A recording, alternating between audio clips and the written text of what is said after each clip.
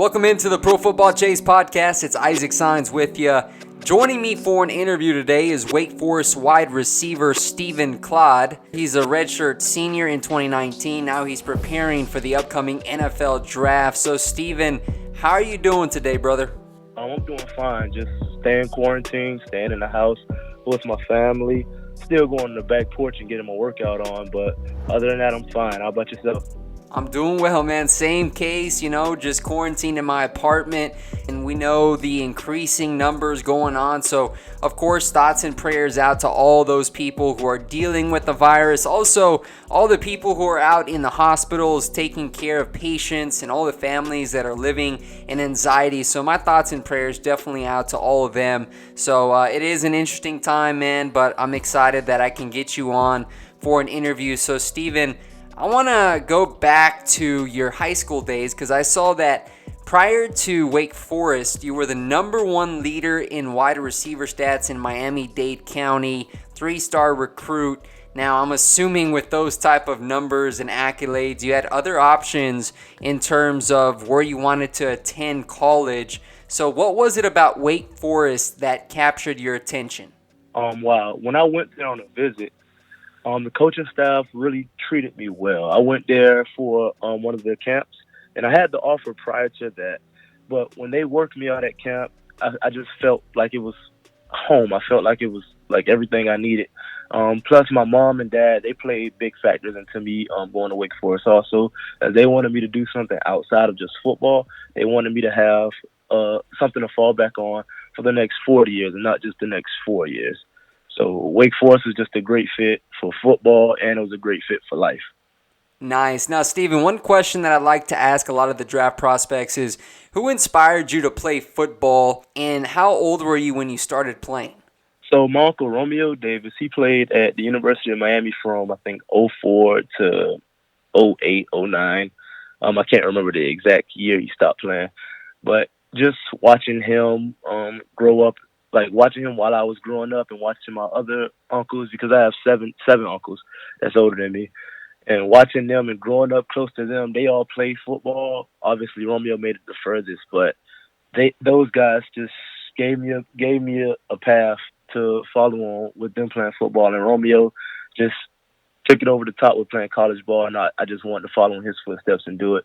So I had to be about 4 or 5 watching those guys play ball outside, and then when I finally got old enough to play with them letting me come in and play in the games, although they tossed me around and stuff, I just saw it as growing up, and I had to wipe off my tears, Band-Aid up my scrapes, and kept going. That's awesome, man. That's always cool to learn all the different backgrounds and stories of how you all started playing football. But I want to segue into Dave Clausen. I know we were talking off air. You were just telling me briefly how he's had an impact on your career. So talk a little bit more about him and how he's been able to run a sustainable program there at Wake Forest.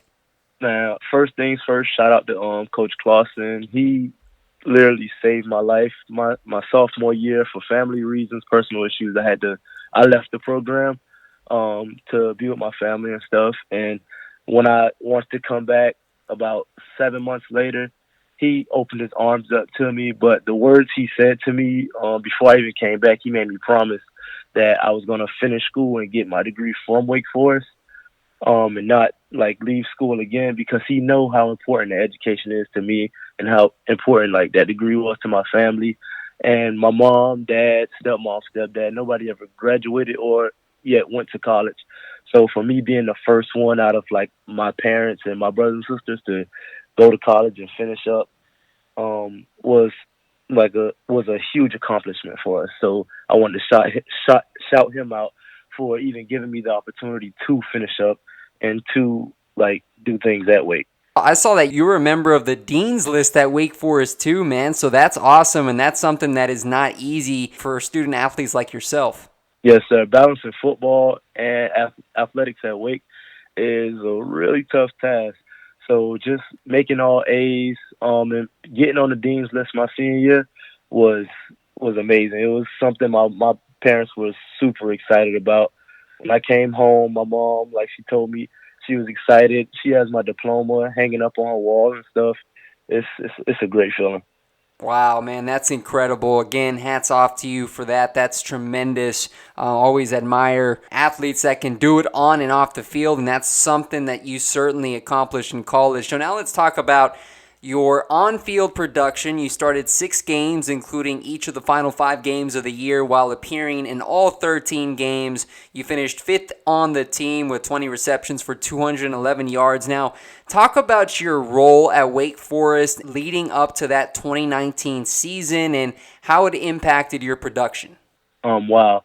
So when I came back to school in 17, me and Coach Clausen had a conversation, understanding that I left the school, left the team. They implemented a new offense, so I had to relearn a whole new entire offense. So I'll have a job on special teams until I can do what I have to do on the offense to make an impact.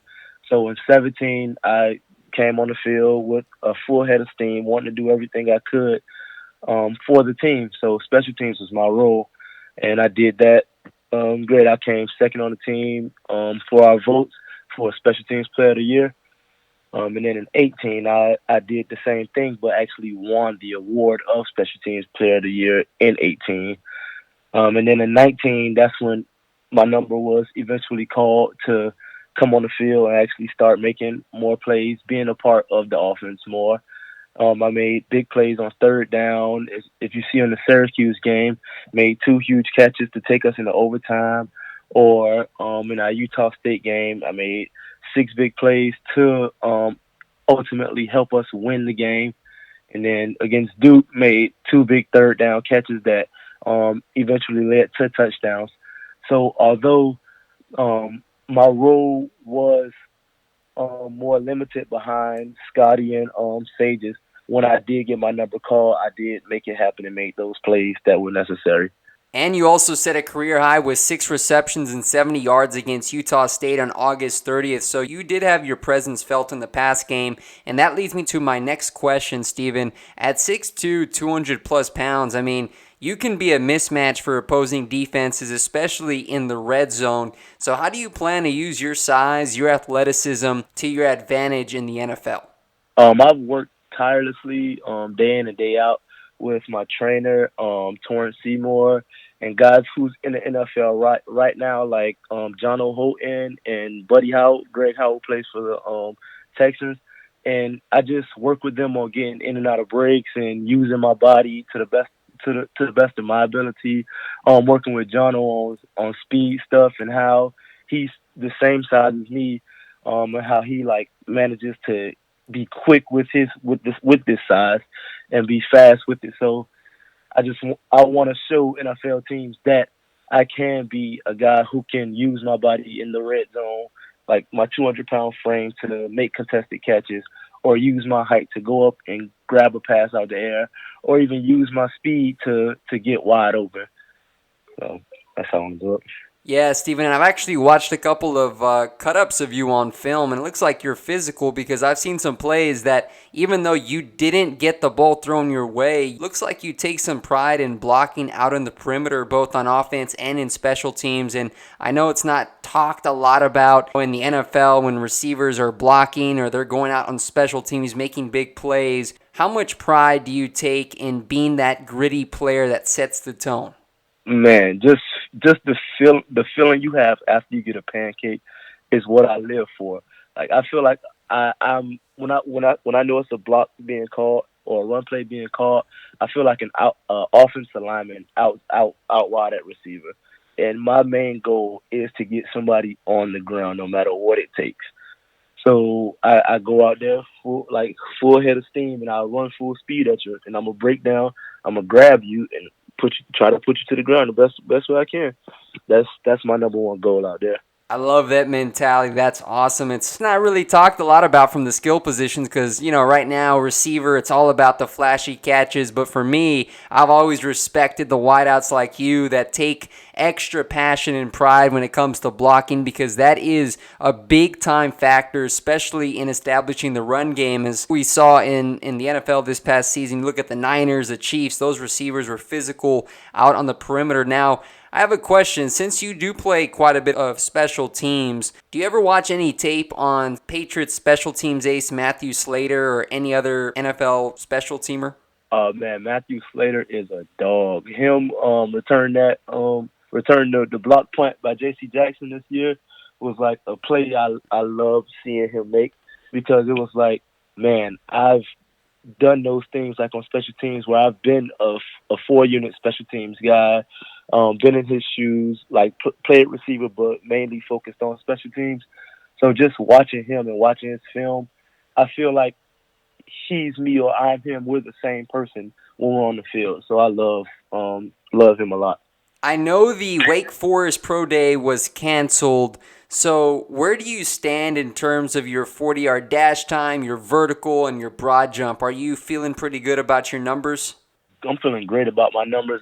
I'm actually doing my own pro day this coming Saturday at 10 a.m. I feel confident. My trainer and I and the guys who I'm working with, we've trained on this, and we've had extra time with this whole Corona situation to work on it, to perfect all of these things. So I know for a fact Saturday my numbers will be great. And I'm sure you're going to put it out on social media, and I'll be sure to do my part in getting that info out to as many people as possible, because, again, we know the circumstances out there with what's going on, everything being shut down, pro days being canceled. But I'm really glad to hear that you're going to have a pro day so you can put out some film and some numbers. And I know you mentioned briefly, but what has your training regimen been like the last couple of weeks? Do you have a set of workouts that you're following? Are you kind of just going on your own? What has that been like? Well, my trainer, Torrance Seymour, he has me on a strict eating regimen. I know that for a fact. In terms of working out, we work out every single day. We go on the field 3 times a week just to work that 40, that pro shuttle, the L drill. Inside of the weight room, we do everything we have to do to get bigger, faster, stronger. I can't really put into details like exactly what we do because it changes up based on what he want to work on that day. But I know he has a great program that I've gotten stronger. I've gotten faster. Definitely stronger within his program. Now, Steven, Alex Bachman and Greg Dortch are 2 former Wake Forest wideouts that are in the professional level. Have you had any contact with them, or do you have any relationships with them? Alex Bachman is like a brother to me. Me and him were close ever since we first stepped foot on Wake's campus together. I've talked to him multiple times over this process, and he just tells me keep grinding, keep my head down, just do what I have to do to make it, just get my foot in the door, things of that nature. Me and Greg, we talk, but we aren't as close as me and Bach are. So, me and Bach really have a great relationship. Now, let's pretend that we're in a room right now. You got NFL GMs sitting across from you, Steven. What is your number one pitch to them as to why they should take a chance on you in the upcoming NFL draft? The reason you should take a chance on me in the next draft is you're getting a guy who's a hard worker, a guy who will go out there and catch balls for you at receiver and also bust my butt making a tackle or a big block on special teams. You're getting a guy that's selfless, a guy you can rely on. You're getting a guy that's willing to put the other 52 players on my back and continue to fight, even if it means I'm going to suffer in the end. You're getting a guy who's willing to do anything and everything I can for the team, just to win, like for our team to win. In terms of being selfless, I told you I had that family issue I went home for. Like I left my whole college and football career behind just to go home and make sure my family was straight. And I'll do the same thing for our team. I'll do anything I can to make sure our team is in the perfect position no matter what. Well, your story is an inspiration, Steven, to a lot of people. I know there's a lot of young footballers who look up to college players, NFL players such as yourself. And so hearing your story about how you had a little bump in the road, you took care of your personal issues, you came back, you finished, you got your degree, Dean's List, now you're pursuing an NFL dream. So Steven, man, you got it all out in front of you. I'm so happy for you. I hope that the right door opens up, and come April, you better believe I'm going to be tracking you and seeing where you end up, brother. So keep up the great work, keep faith, and we'll be in contact. Thank you so much. Thank you for this opportunity and everything, man. You're a great person. Thank you. Yes, sir. Blessings to you, man, and stay safe out there, all right? Yes, sir. You too.